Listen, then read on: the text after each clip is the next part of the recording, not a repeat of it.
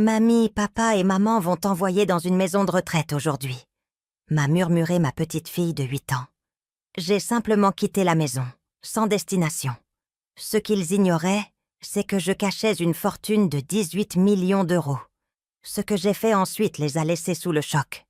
Je suis heureuse de vous avoir ici. Suivez mon histoire jusqu'au bout et commentez la ville d'où vous m'écoutez pour que je puisse voir jusqu'où mon récit a voyagé. J'étais assise dans mon fauteuil préféré, celui au tissu bleu délavé qu'Henri m'avait offert pour notre 20e anniversaire, regardant ma petite fille de 8 ans, Chloé, disposer méticuleusement ses poupées sur la table basse. Le soleil de l'après-midi filtrait à travers les rideaux en dentelle, créant des motifs sur le tapis usé qui avait connu des jours meilleurs. Tout semblait si normal, si paisible. Chloé passait le week-end avec moi pendant que Luc et Solange assistaient à un gala de charité au centre-ville. Du moins, c'est ce qu'il m'avait dit. Je soupçonnais qu'il s'agissait plus de réseautage que de charité. Mais je gardais ses pensées pour moi. Mon fils avait tant changé depuis son mariage avec Solange il y a 5 ans. « Mamie Colette !» chuchota Chloé, jetant un coup d'œil vers le couloir comme pour s'assurer que personne ne pouvait nous entendre. « Je peux te dire un secret ?» J'ai posé mon tricot et lui ai accordé toute mon attention. À 66 ans, j'avais appris que lorsque les enfants veulent te partager des secrets, il faut écouter. « Bien sûr, mon trésor. Qu'est-ce que c'est ?» Elle a grimpé sur mes genoux, ses petits bras s'enroulant autour de mon cou. Son souffle était chaud contre mon oreille, alors qu'elle murmurait « Maman et papa vont te mettre dans une maison de retraite aujourd'hui. » Je les ai entendus parler au téléphone hier soir. Les mots m'ont frappé comme un coup de poignard. J'ai senti ma poitrine se serrer, mes mains agrippant instinctivement les accoudoirs de mon fauteuil. « Qu'as-tu entendu, ma chérie ? Maman a dit que tu deviens trop vieille pour vivre seule et que c'est trop cher de continuer à s'occuper de toi. » La voix de Chloé était factuelle, de la manière dont les enfants répètent des choses qu'ils ne comprennent pas entièrement. Papa a dit que l'endroit a des heures de visite le dimanche. Mon esprit vacillait. Je fixais cet enfant innocent, qui venait de m'annoncer une nouvelle qui brisait tout ce que je croyais savoir sur ma relation avec mon fils. Luc avait toujours été distant depuis la mort d'Henri il y a 5 ans. Mais je n'avais jamais imaginé qu'il me voyait comme un tel fardeau. « Ça va, mamie ?» demanda Chloé, se reculant pour regarder mon visage. « Tu as l'air triste. » Je me suis forcée à sourire, bien que mon cœur se brisait. « Je vais bien, ma chérie. Je réfléchis, c'est tout. Mais je n'allais pas bien. Des souvenirs de Luc petit garçon me sont revenus, courant vers moi quand il s'égratignait le genou, me demandant de lui lire des histoires avant de dormir. Quand cet enfant aimant s'était-il transformé en quelqu'un qui pouvait comploter pour expédier sa propre mère sans même le lui dire? J'ai pensé à Solange, ma belle-fille, avec sa chevelure blonde impeccable et ses vêtements de créateur qui coûtaient plus que mon budget d'épicerie mensuelle. Elle avait clairement fait savoir dès le début qu'elle n'approuvait pas la relation trop proche de Luc avec sa mère. Chaque dîner de famille devenait une joute subtile, où Solange faisait des commentaires sur le fait que j'étais figée dans mes habitudes, ou que Luc s'inquiétait trop pour moi. « Nous devrions te préparer, ma chérie, » dis-je à Chloé, la faisant doucement descendre de mes genoux. « Tes parents seront bientôt là. » Pendant que Chloé rassemblait ses jouets, je me suis dirigée vers ma chambre, les jambes flageolantes. Mon reflet dans le miroir de la commode montrait une femme qui faisait bien ses 66 ans. Cheveux gris tirés en un simple chignon, des rides cartographiant des années de soucis et de pertes, des vêtements qui avaient connu de meilleures décennies. Pas étonnant qu'il me voie comme un fardeau. J'ai ouvert ma boîte à bijoux, celle qu'Henri avait fabriquée pour moi dans son atelier. Mes doigts ont trouvé la petite clé cachée sous le velours. Après la mort d'Henri, j'avais dit à Luc que son père avait laissé très peu d'argent. Ce n'était pas exactement un mensonge, mais ce n'était pas non plus toute la vérité. La porte d'entrée s'est ouverte et j'ai entendu la voix de Solange, sèche et impatiente. « Chloé, prends tes affaires, nous devons y aller. » J'ai refermé rapidement la boîte à bijoux et suis retournée dans le salon. Luc se tenait près de la porte, évitant mon regard. Il avait hérité de la taille de son père, mais pas de sa chaleur. Solange consultait son téléphone, visiblement pressée de partir. Merci de l'avoir gardé, maman, dit Luc, la voix tendue. On se parle bientôt. La façon dont il l'a dit, avec cette fausse décontraction, a confirmé tout ce que Chloé m'avait raconté. J'ai embrassé ma petite fille pour lui dire au revoir, la tenant un peu plus longtemps que d'habitude. « Je t'aime, mamie », a-t-elle murmuré. « Je t'aime aussi, mon trésor, plus que tu ne le sauras jamais. » Après leur départ, je suis restée dans le silence de ma petite maison. Les murs semblaient se refermer sur moi.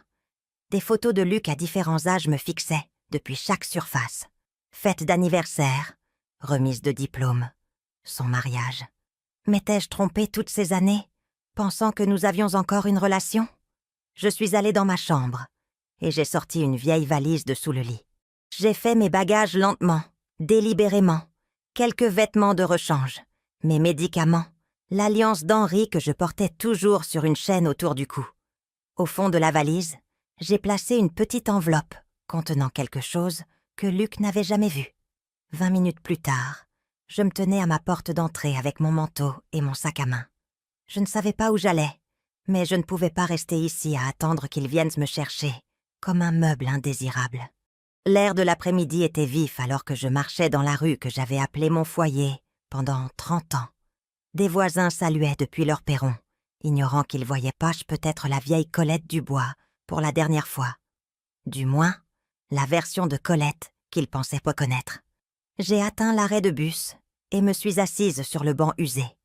Lorsque le bus de la ville est arrivé, je suis montée à bord sans regarder en arrière. La conductrice, une femme au visage bienveillant de mon âge, m'a souri. « Vous allez où, ma petite dame ?»« Au centre-ville » ai-je dit simplement. « Banque centrale de Paris. » Alors que le bus s'éloignait de mon quartier, j'ai ressenti quelque chose que je n'avais pas éprouvé depuis des années. Pas de la tristesse ou de la peur, mais un étrange sentiment de libération. Luc et Solange pensaient savoir qui j'étais. Ils pensaient pouvoir se débarrasser de moi tranquillement, proprement. Ils n'avaient aucune idée de ce qu'ils venaient de déchaîner.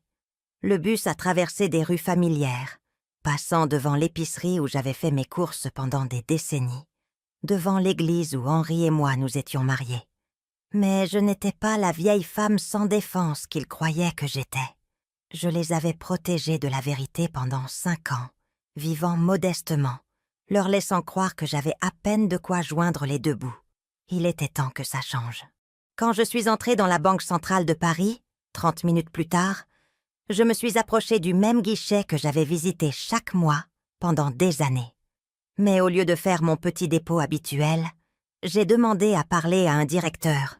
« Je dois accéder à mon coffre-fort », ai-je dit au jeune homme en costume chair, « à tous mes coffres. » Le directeur de la banque, un homme distingué nommé Monsieur Laurent, m'a conduite à travers les lourdes portes de la chambre forte. Son comportement avait complètement changé lorsqu'il a vu les informations de mon compte.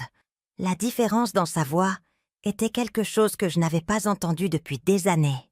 « Madame Dubois, nous ne vous avions pas vue depuis un certain temps, » dit-il, insérant sa clé à côté de la mienne dans le premier coffre. « J'espère que tout a été satisfaisant avec vos comptes. »« Parfaitement satisfaisant, » ai-je répondu, soulevant la boîte en métal de son emplacement.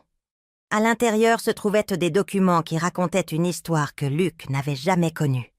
Une vérité que j'avais enterrée avec son père. J'ai repensé à ce jour, il y a 5 ans, où le docteur Martin avait appelé avec les résultats des tests d'Henri. Cancer du pancréas, stade 4, 6 mois, si nous avions de la chance. Henri m'avait serré la main dans ce bureau stérile et m'avait fait promettre quelque chose. Ne parle pas des brevets à Luc, Colette. Pas encore. Laisse-le d'abord construire sa propre vie. Henri était un homme discret, un bricoleur qui passait des heures dans notre atelier de garage. Pendant que j'élevais Luc et gérais notre foyer, Henri inventait de petites choses au début.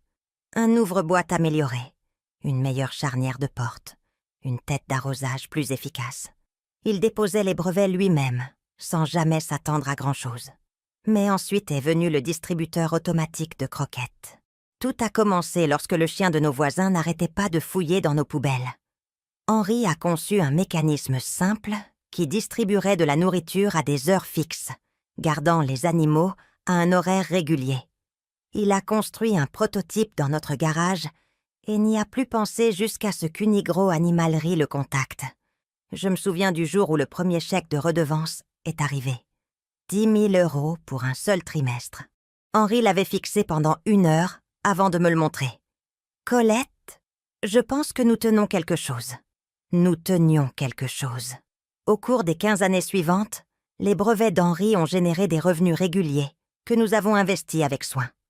Immobilier dans des quartiers émergents, actions de premier ordre, obligations municipales. Rien de tape à l'œil. Rien qui n'attirerait l'attention. Quand Luc a obtenu son diplôme universitaire et a emménagé avec Solange, Henri et moi avons pris une décision. Nous vivrions simplement, modestement, de la même manière que nous l'avions toujours fait. Luc devait apprendre l'indépendance, construire son propre succès, sans compter sur l'argent de ses parents. S'il sait que nous sommes riches, il ne saura jamais de quoi il est vraiment capable, avait dit Henri. Et cette femme qu'il fréquente, elle ne l'aimera jamais pour ce qu'il est. Solange. Même à l'époque, Henri avait vu clair dans son charme. Elle avait grandi dans le privilège, et son intérêt pour Luc semblait avoir augmenté quand elle a appris qu'il était ingénieur avec de bonnes perspectives. Si elle avait su pour les brevets d'Henri, pour les investissements qui avaient tranquillement fructifié en arrière-plan. Je frémis à l'idée de ce qui aurait pu arriver. Après le diagnostic d'Henri, les brevets ont continué à générer des revenus. Mais j'ai honoré ses souhaits et gardé le secret. Luc construisait sa carrière, essayant de faire ses preuves. Je vivais d'une petite partie des revenus de placement et laissais le reste s'accumuler. Maintenant, assise dans la salle de conférence privée de la banque, avec mes coffres-forts étalés devant moi, je me demandais si j'avais fait le bon choix. Monsieur Laurent était discrètement sorti pour me laisser de l'intimité. J'ai ouvert le dossier cartonné qui contenait mes derniers relevés financiers. 18 200 000 €. Le chiffre me choquait encore, même si je l'avais vu croître lentement au fil des ans. Le distributeur automatique de croquettes d'Henri avait engendré une série de brevets connexes. Des distributeurs programmés pour les médicaments, des systèmes d'arrosage automatisés pour les plantes, des mangeoires à oiseaux programmables. Chaque brevet générait des redevances que j'avais réinvesties fidèlement. Mon téléphone a vibré. Un SMS de Luc. « Maman, il faut qu'on parle. Tu es à la maison ?» J'ai fixé le message. Alors, ça commençait. Ils avaient probablement déjà appelé la maison de retraite, pris des dispositions. Dans leur esprit, j'étais probablement assise dans mon fauteuil, attendant sans défense la décision qu'ils avaient prise pour mon avenir. J'ai pensé au visage innocent de Chloé, à la façon dont elle avait essayé de me prévenir. Ce doux enfant était la seule raison pour laquelle j'avais maintenu une quelconque relation avec Luc et Solange. Au fil des ans, j'avais vu la vraie nature de Solange émerger. La façon dont elle avait balayé les inquiétudes de Luc concernant la maladie de son père. Comment elle avait oublié de m'inviter aux fêtes d'anniversaire de Chloé jusqu'à la dernière minute. Les manières subtiles dont elle avait monté Luc contre moi. « Ta mère est si dépendante », l'avais-je entendu dire à Luc une fois. « Elle t'appelle constamment, tu dois fixer des limites. » Mais je n'appelais pas constamment, j'appelais peut-être 1 fois par semaine. Et même alors, je pouvais entendre l'impatience dans la voix de Luc. Solange avait systématiquement creusé un fossé entre nous, et Luc avait été trop aveugle pour le voir. Mon téléphone a de nouveau vibré. Cette fois, c'était Solange. « Colette, Luc s'inquiète pour toi. S'il te plaît, rappelle-nous. » Inquiet, bien sûr. Ils s'inquiétaient que leur calendrier soit perturbé. Inquiets que je puisse compliquer leur plan. J'ai sorti un autre document du coffre-fort. Le testament d'Henri. Le vrai que notre notaire avait préparé. Luc n'avait jamais vu cette version. La copie que je lui avais montrée après les funérailles avait été soigneusement éditée, ne montrant que notre modeste compte courant et la maison. Ce testament racontait une autre histoire. Il détaillait chaque brevet, chaque investissement, chaque actif soigneusement caché. Henri m'avait tout légué avec des instructions pour que cela revienne finalement à Luc et Chloé. Mais il y avait une condition. Seulement lorsque Colette jugera que Luc a la sagesse et le caractère pour gérer une telle responsabilité. J'attendais depuis 5 ans que cette sagesse émerge. Au lieu de cela, j'avais vu mon fils devenir de plus en plus distant, de plus en plus influencé par une femme qui voyait la famille comme un inconvénient. Le téléphone de la banque sur la table de la conférence a sonné doucement. La voix de M. Laurent est parvenue par l'interphone.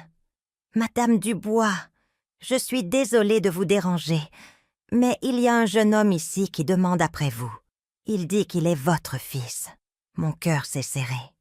D'une manière ou d'une autre, Luc avait deviné où j'étais allée. « Dites-lui que je suis en réunion et que je ne peux pas être dérangée. »« Bien sûr, madame. » J'ai rassemblé rapidement les documents et les ai remis dans le coffre-fort.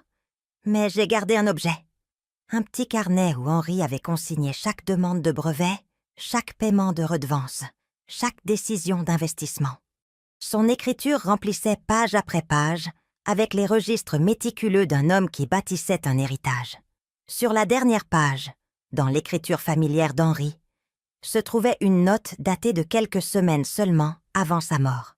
« Pour Colette, tu sauras quand il sera temps de dire la vérité. Fais confiance à ton instinct. Notre petite fille mérite mieux que ce que nous avons eu. Et Luc mérite la chance d'être l'homme que je sais qu'il peut être. Mais certaines leçons ne s'apprennent qu'à la dure. » J'ai fermé le carnet et l'ai glissé dans mon sac à main. À travers la petite fenêtre de la salle de conférence, je pouvais voir Luc dans le hall principal de la banque, passant ses mains dans ses cheveux de frustration. Il parlait à un employé, essayant probablement de savoir ce que je faisais ici. Une partie de moi voulait sortir et tout lui dire, lui expliquer que son père avait été un inventeur brillant, que nous avions bâti une fortune spécifiquement pour son avenir, et celui de Chloé. Lui montrer que je n'étais pas le fardeau sans défense qu'il en était venu à me considérer. Mais les mots d'Henri résonnaient dans mon esprit. Certaines leçons ne s'apprennent qu'à la dure. Luc avait fait son choix. Il avait choisi l'influence de Solange plutôt que le bien-être de sa propre mère. Il avait choisi de me voir comme un problème à résoudre plutôt que comme une personne à chérir. Maintenant, j'allais faire mon choix. J'ai rassemblé mon manteau et mon sac à main, laissant les coffres-forts sécurisés dans leur chambre forte. Quand j'ai émergé de la salle de conférence, Luc n'était nulle part en vue. Monsieur Laurent s'est approché de moi avec un léger sourire. « Votre fils est parti il y a quelques minutes, » dit-il. Il semblait assez contrarié. « Y a-t-il autre chose que nous puissions faire pour vous, aujourd'hui, Madame Dubois ?» J'ai réfléchi un instant. « Oui, en fait, je vais avoir besoin d'ouvrir de nouveaux comptes et de parler à quelqu'un de la planification successorale. » Ses sourcils se sont légèrement haussés. « Bien sûr. Dois-je programmer un rendez-vous pour plus tard cette semaine ? » « Non, » dis-je fermement. « Aujourd'hui. J'ai des décisions importantes à prendre. L'hôtel Bellevue n'était pas luxueux, mais il était propre et calme. Et surtout, il n'était qu'à 5 kilomètres de la maison de Luc. De ma chambre d'angle au 3e étage, je pouvais voir le quartier où j'avais élevé mon fils, où ma petite fille se demandait probablement pourquoi sa mamie avait disparu. Cela faisait 2 jours que j'avais quitté la banque, avec un nouveau chéquier et un plan qui se formait encore dans mon esprit. 2 jours où Luc avait appelé mon téléphone fixe encore et encore, laissant des messages de plus en plus frénétiques que j'écoutais depuis le centre d'affaires de l'hôtel. « Maman, où es-tu ? Il faut qu'on parle. Solange est vraiment inquiète pour toi. » J'ai failli rire à cette dernière partie. Solange s'inquiétait pour moi comme un chat s'inquiète pour une souris, seulement préoccupée de savoir quand elle pourrait s'échapper. J'avais passé la veille à rencontrer Martine Bernard, la détective privée que M. Laurent m'avait recommandée. Martine était une petite femme dans la 50aine, avec des yeux perçants et une manière discrète qui faisait probablement que les gens la sous-estimaient. Parfait pour ce dont j'avais besoin. « Je veux tout savoir sur les habitudes de dépenses de ma belle-fille, » lui avais-je dit. Ses routines quotidiennes, ses amitiés, ses activités quand mon fils n'est pas là. Et je veux connaître leur situation financière. La vraie situation. Martine avait hoché la tête sans jugement. « Jusqu'où voulez-vous que je creuse ? » « Jusqu'à la Roche-Mère. » Maintenant, j'étais assise dans ma chambre d'hôtel, attendant son premier rapport en regardant les informations locales. Un reportage sur la maltraitance des personnes âgées a attiré mon attention et j'ai senti un nœud familier se former dans mon estomac. Étais-je cela? Une femme âgée maltraitée par sa propre famille? Mon téléphone a sonné. Le numéro de Martine. « Madame Dubois, j'ai des informations préliminaires qui pourraient ça vous intéresser. Qu'avez-vous trouvé? Votre fils et votre belle-fille sont très endettés. Carte de crédit au plafond. Une deuxième hypothèque sur la maison. Des crédits pour 2 voitures de luxe qu'ils ne peuvent pas se permettre. Mais ce n'est pas le plus inquiétant. J'ai serré le téléphone plus fort. Qu'est-ce que c'est? Votre belle-fille fait des recherches sur les EHPAD depuis 6 mois. Pas les bons. Les établissements les moins chers qu'elle pouvait trouver. Certains, avec de graves manquements signalés par l'Agence régionale de santé. La pièce semblait tourner autour de moi. 6 mois. Ce n'était pas une décision soudaine née de l'inquiétude pour mon bien-être. C'était un plan calculé. Il y a plus, a poursuivi Martine. Elle a raconté aux voisins que vous deveniez de plus en plus confuse et difficile à gérer, créant un récit qui justifierait leur décision. J'ai fermé les yeux, me souvenant des regards étranges que m'avait lancés Madame Martin, ma voisine, la semaine dernière. La façon dont elle m'avait parlé plus lentement et plus fort que d'habitude, comme si j'étais une enfant. Et ma petite fille, c'est là que ça devient pire. D'après ce que j'ai observé, l'enfant est largement ignorée. Laissée à elle-même pendant que votre belle-fille fait du shopping et que votre fils fait des heures supplémentaires pour essayer de suivre leurs dépenses. Mon cœur s'est serré. Pauvre Chloé, piégée dans une maison où l'argent comptait plus que les gens. Après avoir raccroché avec Martine, je suis restée assise à regarder les murs beiges de la chambre d'hôtel. Henri avait eu raison de garder notre richesse secrète, mais il avait surestimé le caractère de Luc. Mon fils était devenu quelqu'un qui pouvait planifier de se débarrasser de sa propre mère pour des raisons financières. J'ai rouvert le carnet d'Henri, passant mes doigts sur son écriture soignée. Sur une page, il avait écrit « Le brevet du distributeur de croquettes devrait à lui seul subvenir aux besoins de 3 générations. Mais l'argent sans sagesse n'est qu'un fardeau de plus. La sagesse, c'est ce qui manquait à Luc, et ce que Solange n'avait jamais possédé. » Mon téléphone a vibré avec un SMS d'un numéro inconnu. Quand je l'ai ouvert, mon sang s'est glacé. « Mamie, est-ce que ça va? Maman dit que tu es malade et que tu as dû aller chez le médecin. Tu me manques. Bisous, Chloé. » Il mentait à ma petite fille, la faisant s'inquiéter que quelque chose n'allait pas avec moi pendant qu'il complotait pour m'institutionnaliser. J'ai rappelé Martine immédiatement. « J'ai besoin que vous documentiez tout. Je veux des preuves de leur situation financière, des preuves de la façon dont ils traitent Chloé, des preuves de chaque mensonge qu'ils racontent. Madame Dubois, prévoyez-vous une action en justice? Je prévois de protéger ma petite fille, quoi qu'il en coûte. » Ce soir-là, j'ai conduit ma voiture de location dans mon ancien quartier.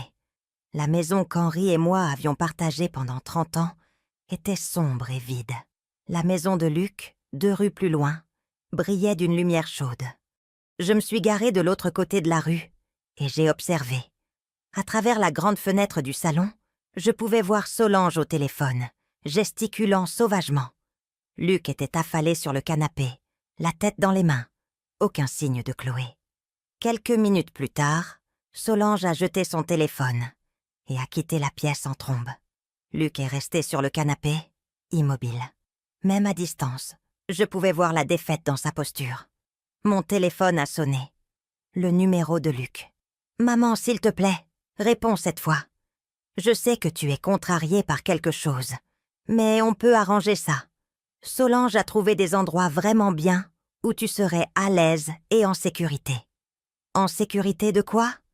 De vivre de manière indépendante dans la maison que j'appelais mon foyer depuis des décennies? De prendre mes propres décisions sur ma propre vie? Je n'ai pas répondu. Au lieu de cela, je l'ai regardé raccrocher et jeter son propre téléphone. Une lumière s'est allumée à une fenêtre de l'étage. La chambre de Chloé. Je pouvais voir sa petite silhouette bouger, se préparant probablement à se coucher. Mon cœur me faisait mal de ne pas pouvoir aller la voir, lui dire que mamie allait bien et que quelqu'un veillait sur elle. Solange est réapparue dans le salon avec un ordinateur portable. Elle l'a posé sur la table basse et l'a ouvert, orientant l'écran vers Luc. Même de l'autre côté de la rue, je pouvais voir qu'il regardait ce qui était de toute évidence des sites web, des sites d'EHPAD. Il cherchait de mon avenir comme on cherche un nouvel appareil électroménager. Luc a pointé quelque chose sur l'écran et a secoué la tête. Solange a pointé autre chose, plus insistante. Ils se disputaient sur le prix, ai-je réalisé, sur le prix le plus bas auquel ils pouvaient se débarrasser de moi. J'ai démarré la voiture et suis partie avant de faire quelque chose que je regretterais. De retour à l'hôtel, j'ai rappelé Martine. J'ai besoin que vous accélériez votre enquête et j'ai besoin que vous examiniez les options légales pour protéger ma petite fille. Quel genre d'options légales? Je veux savoir ce qu'il faudrait pour obtenir sa garde, ou au moins des droits de visite garantis qui ne peuvent être révoqués. Il y eut une pause. « Madame Dubois, c'est une étape importante. Êtes-vous sûre ?» J'ai pensé au visage de Chloé quand elle m'avait prévenue pour la maison de retraite.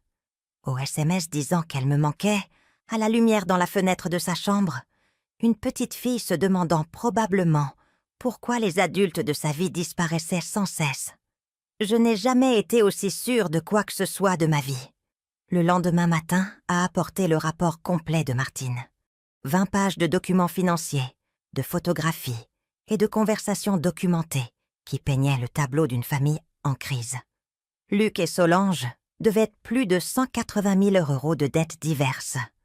La maison que je les avais aidés à acheter, avec un don secret de 40 000 € pour la compte, était hypothéquée jusqu'au cou. L'addiction au shopping de Solange avait échappé à tout contrôle, et Luc travaillait 70 heures par semaine pour essayer de les maintenir à flot. Mais la preuve la plus accablante était la chronologie que Martine avait établie. Les recherches sur les SIAPAD avaient été commencées immédiatement après qu'ils aient reçu un avis de taxe foncière pour ma maison. Ils avaient réalisé que ma modeste maison valait près de 350 000 € sur le marché actuel. Ils n'essayaient pas seulement de se débarrasser d'un fardeau. Ils prévoyaient de vendre ma maison pour résoudre leurs problèmes financiers. La dernière page du rapport de Martine contenait des informations sur la routine quotidienne de Chloé. Levée à 6h30, prépare son propre petit déjeuner pendant que les parents dorment. Va à l'école à pied seule, car Solange ne prend pas la peine de la conduire. Passe les après-midi chez la voisine, car personne n'est à la maison à la fin de l'école. Ma petite fille s'élevait toute seule. J'ai fermé le rapport et attrapé mon téléphone. Il était temps d'appeler mon avocat. « Maître Renaud, c'est Colette Dubois. J'ai besoin de vous voir aujourd'hui. C'est urgent. » « Bien sûr, Colette. De quoi s'agit-il ? » « J'ai besoin de protéger ma petite fille de ses propres parents. Et je pense qu'il est temps qu'ils apprennent exactement qui ils comptaient en jeter. » Maître Renaud était l'avocat d'Henri depuis plus de 20 ans. Un homme distingué aux cheveux d'argent et avec cette compétence tranquille qui vient de la gestion de fortune familiale depuis des décennies. Quand je suis entrée dans son bureau au mur lambrissé d'acajou, il s'est levé avec le même respect qu'il m'avait toujours montré, mais je pouvais voir la curiosité dans ses yeux. « Colette, je dois admettre que votre appel m'a intriguée. Vous sembliez très déterminée. » J'ai placé le rapport d'enquête de Martine sur son bureau, à côté du carnet d'Henri. « Maître Renaud, j'ai besoin que vous sachiez quelque chose que j'ai caché pendant 5 ans. Henri ne m'a pas laissé aussi pauvre que tout le monde le croit. Ses sourcils se sont légèrement haussés, mais il était resté silencieux pendant que j'ouvrais le carnet au décompte final de nos actifs. 18 200 000 €, dis-je doucement. C'est ce que valent les brevets d'Henri et nos investissements aujourd'hui. Le sang-froid de Maître Renaud s'est fissuré un instant. Malgré toutes ces années à gérer des clients fortunés, je voyais que cette révélation l'avait complètement pris au dépourvu. « Colette, j'ai géré la succession d'Henri. Le testament que j'ai homologué montrait ce que je voulais qu'il montre. La version que vous avez déposée était réelle, mais elle n'incluait pas les brevets ni les comptes d'investissement. Ceux-ci étaient à mon nom seul, par la volonté d'Henri. J'ai tout expliqué. La décision d'Henri de garder notre richesse secrète, mes 5 années à vivre modestement, en regardant Luc construire sa propre vie, et maintenant la découverte dévastatrice que mon fils et ma belle-fille prévoyaient de m'institutionnaliser pour accéder à ma propriété. Maître Renaud a écouté sans interrompre, prenant occasionnellement des notes. Quand j'ai eu fini, il s'est adossé à son fauteuil en cuir. « Que voulez-vous faire, Colette ? » ?»« D'abord, je veux protéger Chloé. J'ai besoin de connaître mes options légales pour m'assurer de pouvoir la voir régulièrement, peu importe ce que ses parents décident à mon sujet. C'est délicat. Les droits des grands-parents varient. Mais si nous pouvons démontrer que vous avez une relation établie avec l'enfant et que couper le contact nuirait à son bien-être, je peux le démontrer. 8 ans de fêtes d'anniversaire, de soirées pyjama, d'événements scolaires. J'ai des photos, des cartes qu'elle m'a faites, tout. Bien. Quoi d'autre ? J'ai pris une profonde inspiration. Je veux acheter la maison à côté de celle de Luc et Solange, celle avec le panneau « À vendre ».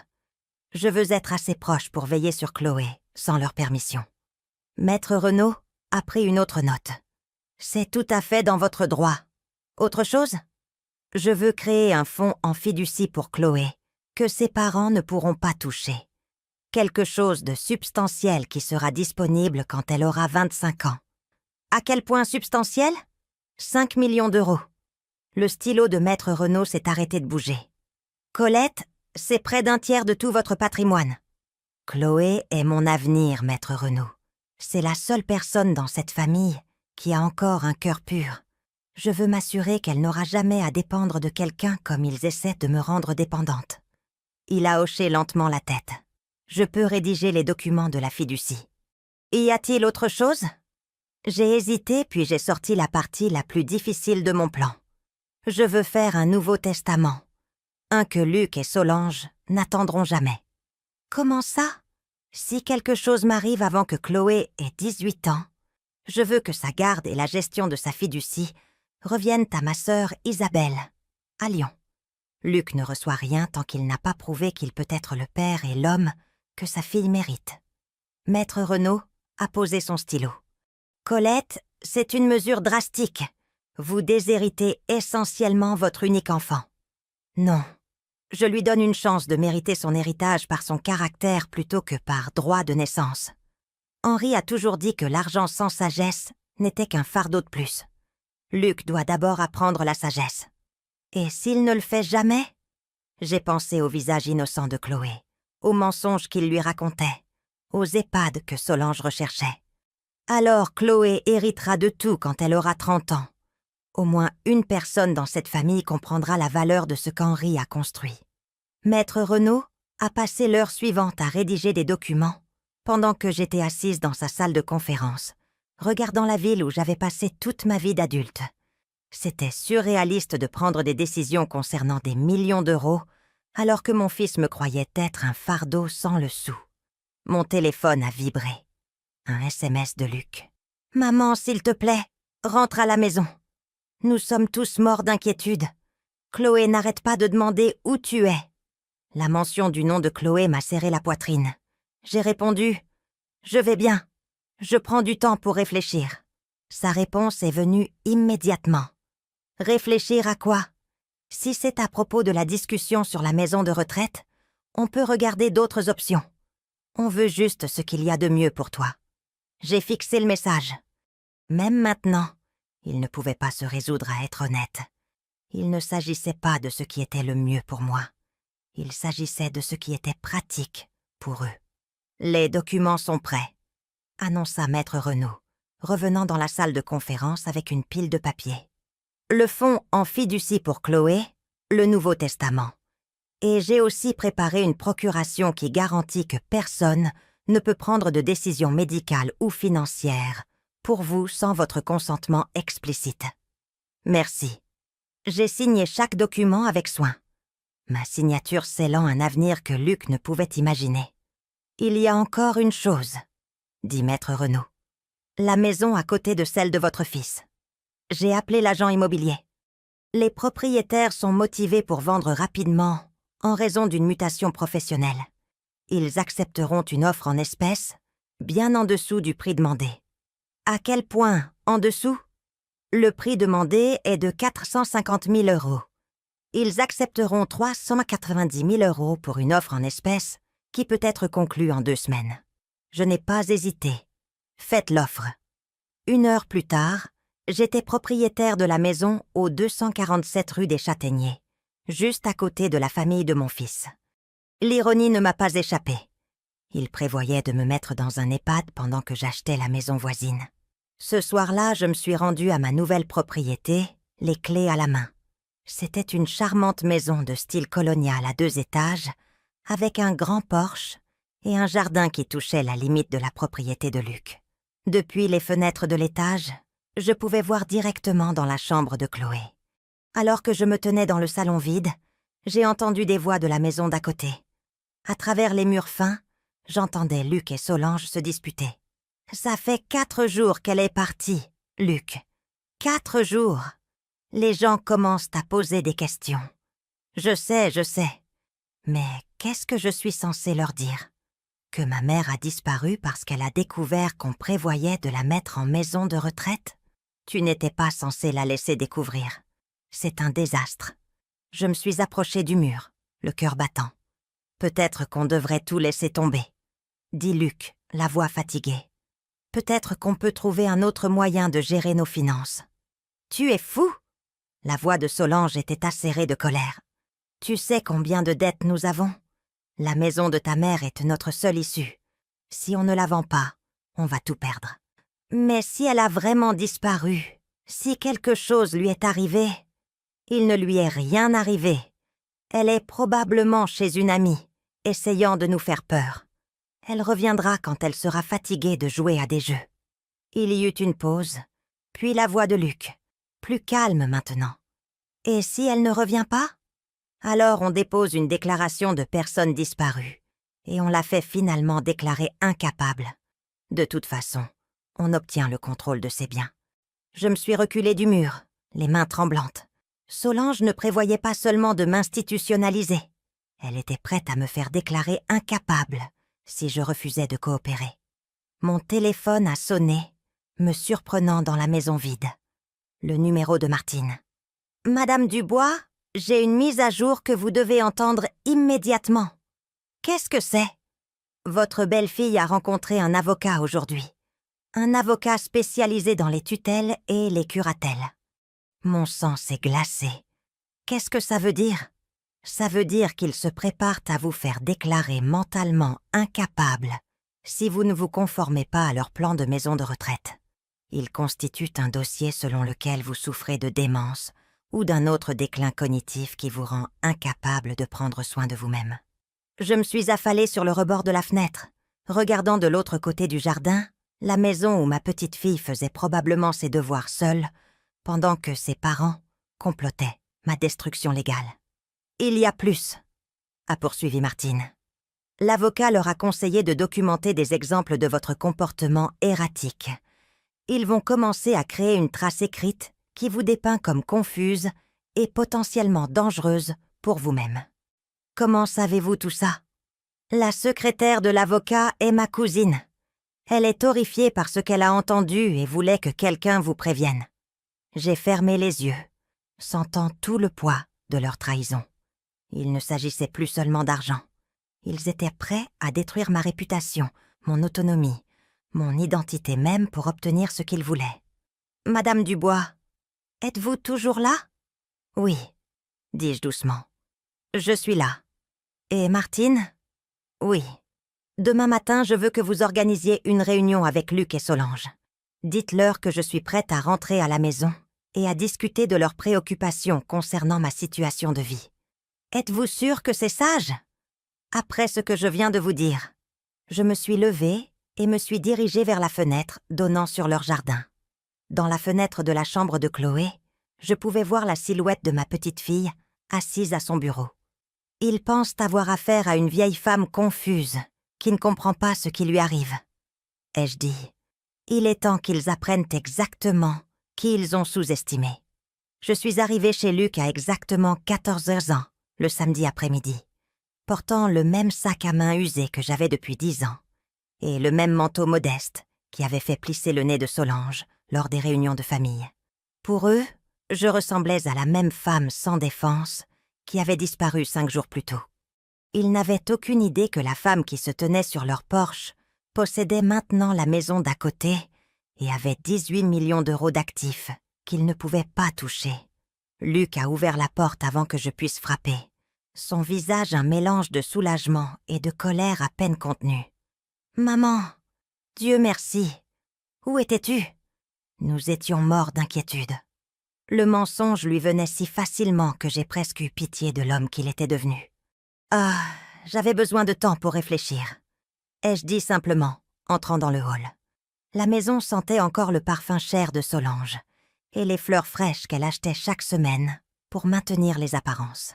Solange est apparue depuis le salon, son sourire aussi artificiel que ses cheveux méchés. « Colette, nous avions si peur qu'il vous soit arrivé quelque chose.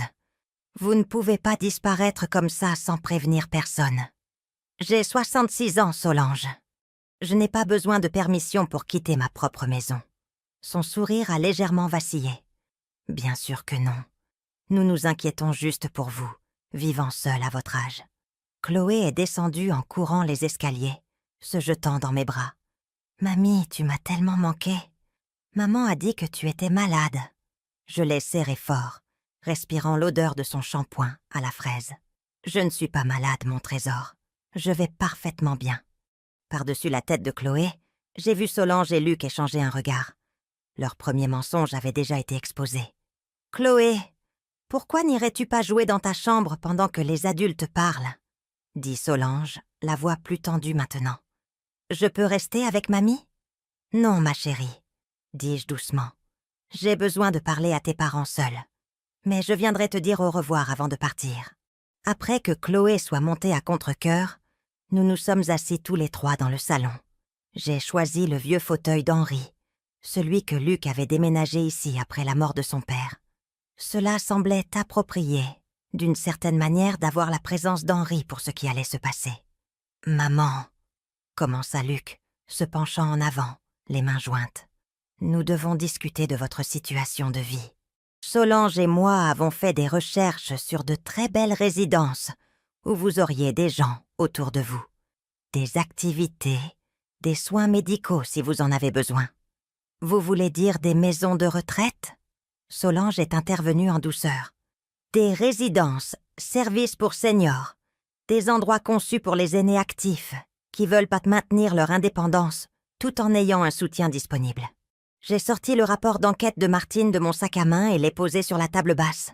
« Vous voulez dire des endroits comme la Villa du Couchant, celle avec les infractions au code de la santé, ou peut-être les années dorées, où l'État a trouvé des preuves de négligence envers les patients. » Ils ont tous les deux fixé le document. Luc a tendu la main pour le prendre, mais j'ai levé la mienne. « Ne touchez pas à ça pour l'instant. Nous avons d'autres choses à discuter d'abord. » J'ai sorti mon téléphone et ouvert l'application d'enregistrement vocal, la posant sur la table entre nous. Je veux m'assurer que nous sommes tous clairs sur ce qui est discuté ici. « Maman, tu n'as pas besoin d'enregistrer. » commença Luc. « En fait, si.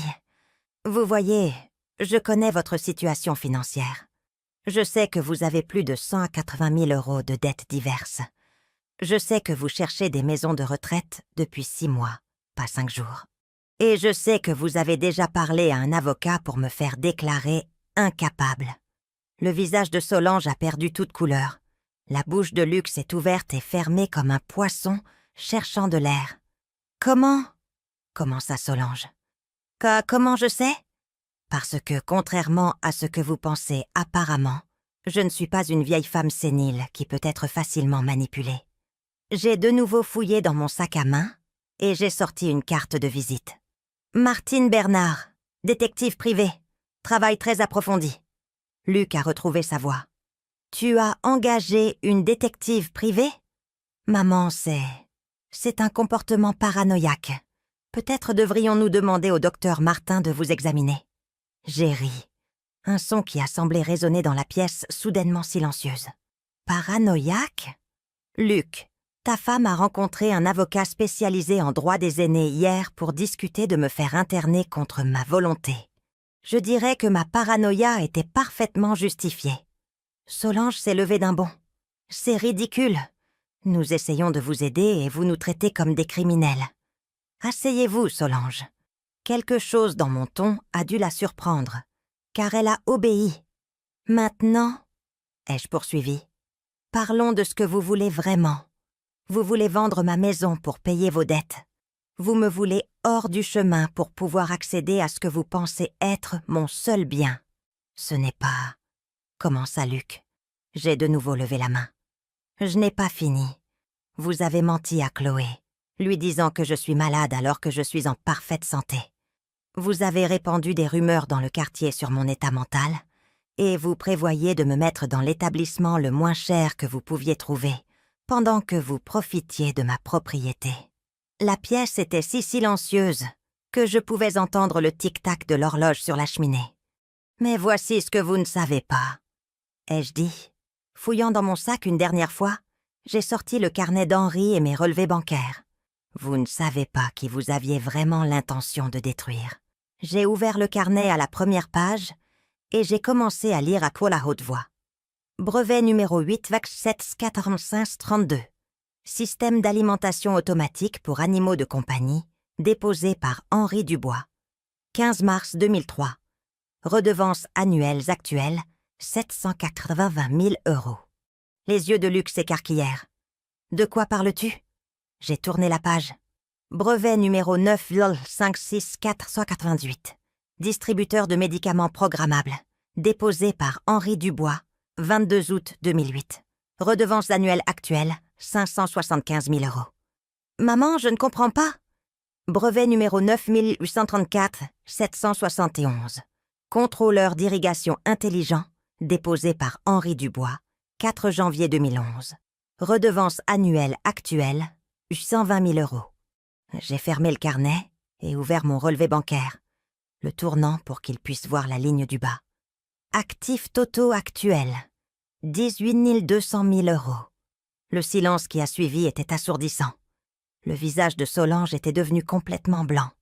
Luc fixait les papiers comme s'ils étaient écrits dans une langue étrangère. « C'est impossible, » murmura Solange. « Vous vivez dans cette petite maison. Vous utilisez des bons de réduction. Vous achetez des produits de marque distributeur. Je vis modestement parce que ton père me l'a demandé. Il voulait que Luc bâtisse son propre succès, sans compter sur l'argent de la famille. Il voulait voir quel genre d'homme son fils deviendrait. J'ai regardé directement Luc. Maintenant, je sais. Maman, si c'est vrai, pourquoi ne me l'as-tu pas dit? Pourquoi nous as-tu laissé nous débattre alors que tu aurais pu aider? J'ai aidé.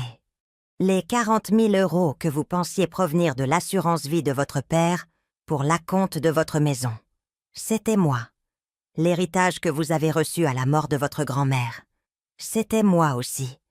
Je vous ai soutenu discrètement pendant des années, espérant que vous développeriez le caractère nécessaire pour gérer de vraies responsabilités. Solange a finalement retrouvé sa voix. Si vous êtes si riche, alors pourquoi vivez-vous comme une miséreuse? Parce que la richesse sans sagesse n'a aucun sens. Votre père l'a compris.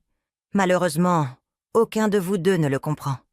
Je me suis levée, rassemblant mes papiers. Voici ce qui va se passer. J'ai acheté la maison à côté de la vôtre. J'emménage la semaine prochaine. Quoi? La voix de Luc s'est brisée. Je serai assez proche pour maintenir une relation avec Chloé, indépendamment de vos souhaits. J'ai également créé un fonds en fiducie de 5 millions € pour son éducation et son avenir, que vous ne pourrez ni l'un ni l'autre toucher. Solange avait l'air de pouvoir s'évanouir. 5 millions €. Quant à vous deux, ai-je poursuivi, vous avez le choix. Vous pouvez vous excuser pour votre comportement, vous engager à être de meilleurs parents pour Chloé, et peut-être pourrons-nous reconstruire une sorte de relation. Ou vous pouvez continuer sur cette voie, auquel cas vous découvrirez que les gens avec 18 millions € ont de très bons avocats. Luc s'est levé, les mains tremblantes. « Maman, on a fait une erreur. On était désespérés. On ne savait pas quoi faire d'autre. Si on avait su pour l'argent de papa. Si vous aviez su pour l'argent, vous auriez tourné autour de moi pendant des années, attendant que je meure pour pouvoir hériter, exactement comme vous le faites maintenant. Sauf que vous prévoyez d'accélérer le processus. Le sang-froid de Solange a finalement cédé. C'est insensé. Vous ne pouvez pas simplement acheter la maison d'à côté et nous espionner. Nous avons des droits en tant que parents. Oui, vous en avez. Et j'ai des droits en tant que grand-mère. J'ai aussi les ressources pour protéger ces droits, ce que vous avez apparemment oublié lorsque vous prévoyez de me faire déclarer incapable. Je me suis dirigée vers les escaliers. Je vais dire au revoir à Chloé maintenant. Et Solange. Elle m'a regardée avec des yeux remplis de larmes. Si jamais tu lui mens à nouveau à mon sujet, si jamais tu essaies de la monter contre moi comme tu as monté Luc, tu découvriras que 18 millions d'euros peuvent acheter beaucoup de problèmes juridiques pour les personnes qui menacent le bien-être de ma petite fille. J'ai monté les escaliers, les laissant assis dans leur salon, entourés par les débris de leurs suppositions sur la vieille femme sans défense qu'ils avaient essayé de rejeter. Chloé était dans sa chambre, coloriant à son bureau. Elle a levé les yeux quand j'ai frappé à l'encadrement de sa porte. « Mamie, tu repars ?» Je me suis assise sur son lit et j'ai tapoté l'espace à côté de moi. Elle a grimpé et s'est blottie contre mon flanc. « Je ne pars pas, mon trésor.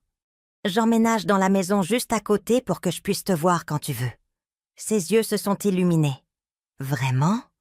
La jolie maison avec le grand porche ? Vraiment ? Et Chloé ? Oui. Si jamais tes parents te disent que mamie est malade ou confuse ou ne peut pas prendre soin d'elle-même, je veux que tu te souviennes de cette conversation. Je veux que tu te souviennes que mamie va parfaitement bien et sera toujours là pour toi. Elle a hoché la tête sérieusement. Je m'en souviendrai. Bonne fille. Maintenant, je dois aller m'occuper de quelques arrangements de déménagement, mais je te vois très bientôt. En redescendant, j'entendais des chuchotements urgents du salon. Luc et Solange étaient penchés sur son ordinateur portable, recherchant probablement si ce que je leur avais dit était même possible. Ils étaient sur le point d'apprendre que non seulement c'était possible, mais que leur tentative de me contrôler s'était retournée contre eux de manière inimaginable. Je suis sortie sans leur dire au revoir. Ils avaient beaucoup à réfléchir, et j'avais une nouvelle vie à commencer. 6 mois plus tard, j'étais assise sur mon nouveau Porsche, regardant Chloé s'entraîner à faire du vélo dans mon allée. La maison du 247, rue des Châtaigniers, était devenue tout ce que j'avais espéré. Un sanctuaire où ma petite fille pouvait venir chaque fois qu'elle avait besoin de refuge, face à la tension d'à côté. La transformation ne s'est pas faite du jour au lendemain. Les premières semaines après ma révélation avaient été particulièrement difficiles. Luc avait essayé de s'excuser, balbutiant des conversations sur le fait qu'il s'était embrouillé et avait laissé le stress financier obscurcir son jugement. Solange était restée silencieuse pendant des jours, parlant à peine à quiconque, calculant probablement combien d'argent elle avait perdu lorsque leur plan s'était effondré. Mais les enfants sont résilients, et Chloé s'était rapidement adaptée à avoir sa grand-mère à côté. Elle venait la plupart des jours après l'école, faisant ses devoirs à ma table de cuisine, pendant que je préparais des goûters. Nous avions planté un jardin ensemble dans l'arrière-cour, quelque chose que je n'avais jamais eu le temps de faire quand je travaillais si dur pour maintenir l'illusion de la difficulté financière. « Mamie, regarde !» s'écria Chloé, passant à vélo sans tenir le guidon. « Sans les mains.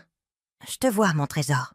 Tu deviens si doué pour ça. » La porte d'entrée de la maison de Luc s'est ouverte, et il a traversé la pelouse vers nous.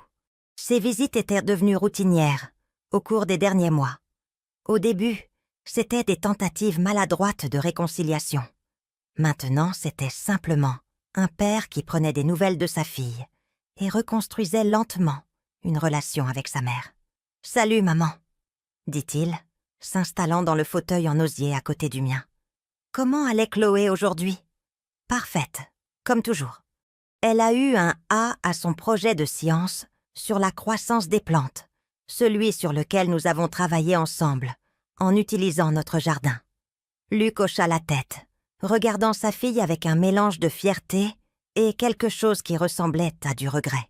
« Elle semble plus heureuse ces derniers temps. » Les enfants s'épanouissent lorsqu'ils se sentent en sécurité et aimés sans condition. Il a légèrement grimacé à la critique implicite, mais n'a pas argumenté. Nous avions eu plusieurs conversations difficiles au cours des derniers mois, et Luc commençait lentement à comprendre comment son mariage l'avait changé, comment l'influence de Solange avait progressivement érodé sa relation avec sa famille. « Solange veut te parler », dit-il doucement. J'ai haussé un sourcil. « À propos de quoi ?» Elle veut s'excuser. Vraiment s'excuser. Pas seulement dire les mots parce qu'elle pense qu'elle le doit. Et tu la crois ? Luc soupira, passant ses mains dans ses cheveux dans ce geste que je me rappelais de son enfance. Je pense qu'elle a finalement réalisé ce que nous avons failli perdre, ce que nous avons failli jeter. À travers la fenêtre de la maison de Luc, je pouvais voir Solange nous regarder depuis la cuisine. Elle avait perdu du poids au cours des derniers mois, et ses vêtements de créateur avaient été remplacés par des tenues plus simples. Que cela soit dû à des contraintes financières ou à un véritable changement de priorité restait à voir. Je ne suis pas opposée à lui parler, dis-je prudemment. Mais Luc, tu dois comprendre que la confiance ne se reconstruit pas du jour au lendemain. Ce que vous aviez l'intention de me faire, ça change les choses de façon permanente. Je sais, et je sais que je ne mérite pas ton pardon. Mais peut-être pour le bien de Chloé, pouvons-nous trouver un moyen d'avancer? Chloé est arrivée sur le porche, essoufflée et souriante.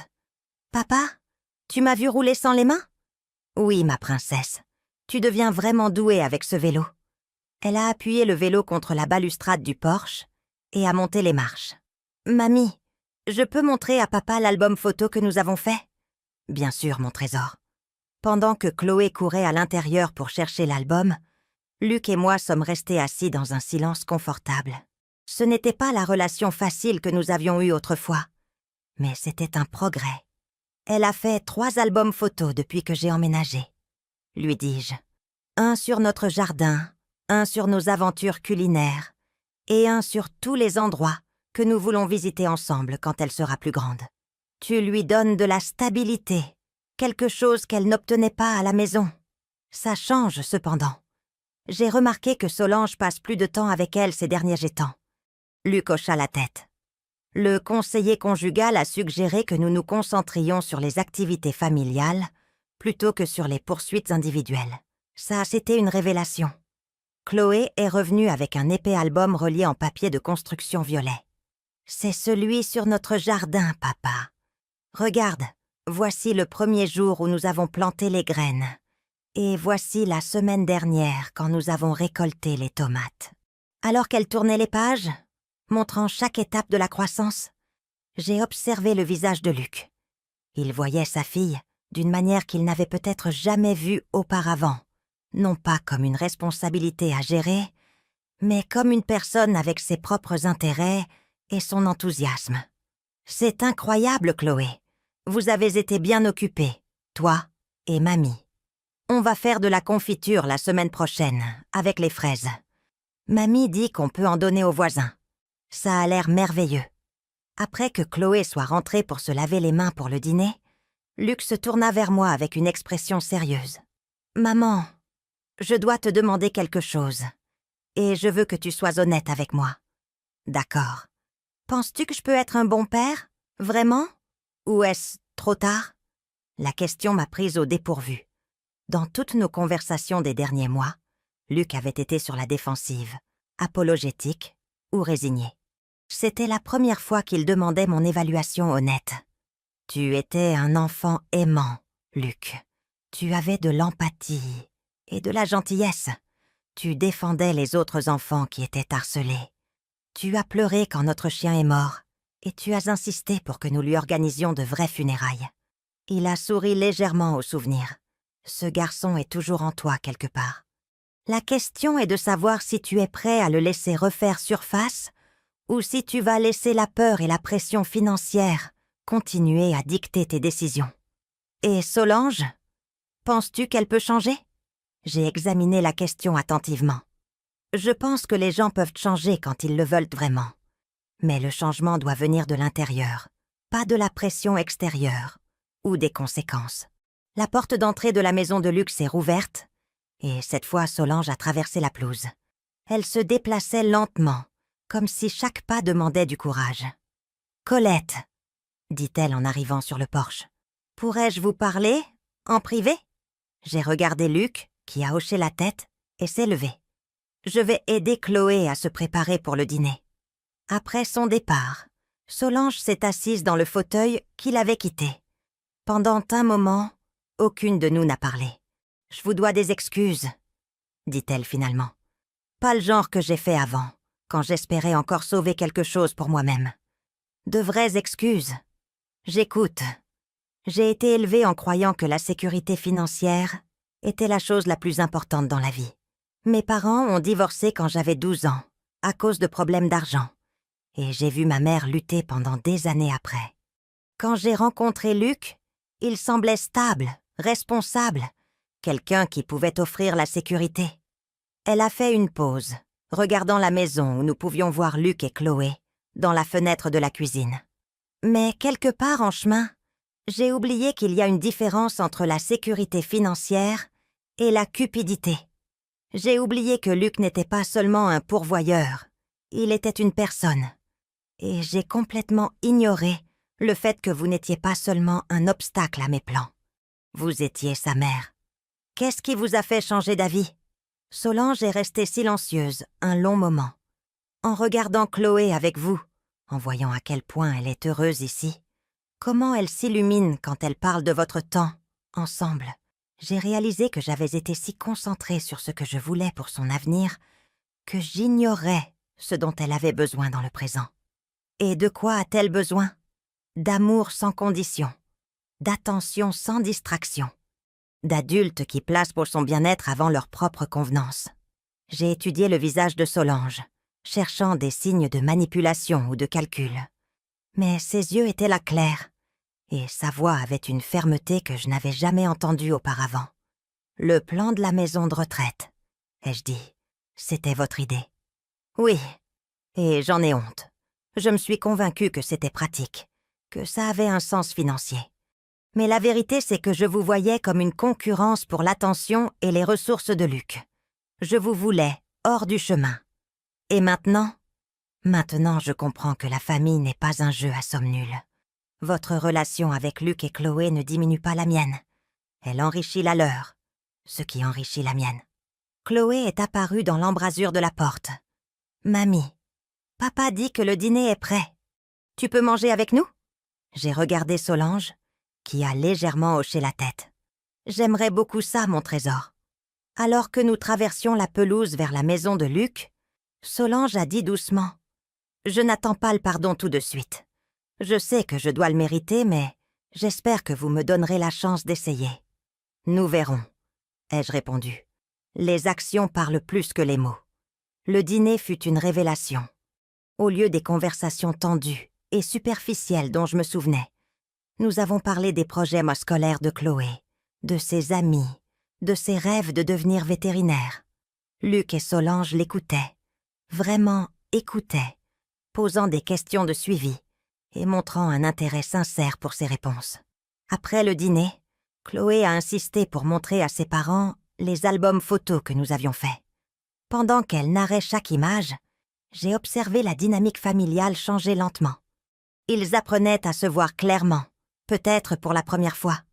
Plus tard, alors que je me préparais à partir, Luc m'a accompagnée à la porte. « Maman, » dit-il doucement, « je veux que tu saches que j'ai beaucoup pensé à papa ces derniers temps, au choix qu'il a fait, à l'homme qu'il était. Et je crois que je comprends maintenant pourquoi il a gardé le secret des brevets. Il essayait de m'apprendre quelque chose sur le fait de mériter les choses, plutôt que d'en hériter. Qu'est-ce que tu penses avoir appris ?» Luc a regardé vers le salon, où Solange aidait Chloé à organiser ses albums photos. Que les choses les plus précieuses dans la vie ne peuvent pas être achetées. Elles doivent être construites, jour après jour, par la confiance, le respect et un soin sincère les uns pour les autres. Ton père serait fier de t'entendre dire ça. Penses-tu qu'il y a de l'espoir pour nous, pour notre famille ? J'ai pensé aux mots d'Henri dans son carnet. Certaines leçons ne s'apprennent qu'à la dure. Luc avait certainement appris ses leçons à la dure.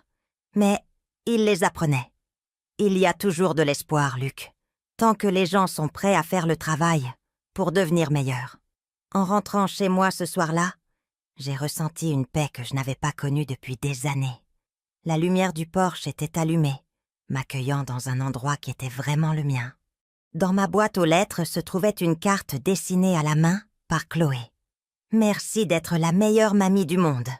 À l'intérieur, je me suis préparé une tasse de thé et me suis assise dans le fauteuil d'Henri, que j'avais sorti du garde-meuble. Son carnet était ouvert sur la table d'appoint, à la page où il avait écrit sur la sagesse et la richesse. « Tu avais raison, Henri », ai-je dit à voix haute. « L'argent sans sagesse n'est qu'un fardeau de plus. Mais la sagesse, sans le pouvoir de protéger les gens que tu aimes, n'est qu'un vœu pieux. » La maison d'à côté était calme maintenant. Une famille apprenant à se reconstruire sur une base d'honnêteté plutôt que de désespoir. Ce ne serait pas facile, et il y aurait des revers. Mais pour la première fois en 5 ans, je croyais qu'il y avait de l'espoir. Mon téléphone a vibré avec un SMS de Chloé. « Bonne nuit, mamie. Je t'aime. » J'ai souri et répondu. « Je t'aime aussi, mon trésor. Fais de beaux rêves. » Dehors, les deux maisons se tenaient côte à côte dans l'obscurité, connectées maintenant, non seulement par la proximité, mais par le travail lent et prudent de reconstruction de la confiance. L'héritage d'Henri n'était pas seulement l'argent qu'il avait laissé derrière lui, c'était la sagesse de savoir quand le révéler et comment l'utiliser pour protéger ce qui comptait vraiment. La famille ne se résumait pas au sang ou à l'obligation. C'était une question de choix, de choisir de s'aimer et de se protéger mutuellement, même quand ce n'était pas facile. Et parfois, il s'agissait d'avoir la force de fixer des limites qui forçaient les gens que vous aimez à devenir de meilleures versions d'eux-mêmes. Je n'étais plus la femme sans défense qu'ils avaient essayé de rejeter. J'étais Colette Dubois, gardienne de l'avenir de ma petite fille et dépositaire de la sagesse de mon défunt mari. Et j'étais enfin, vraiment, chez moi. Maintenant, je suis curieuse de vous connaître, vous qui écoutez mon histoire. Qu'auriez-vous fait à ma place? Avez-vous déjà vécu quelque chose de similaire? Commentez ci-dessous. Et en attendant, je vous laisse sur l'écran final 2 autres histoires qui sont les favorites de la chaîne et qui vous surprendront certainement. Merci d'avoir regardé jusqu'ici.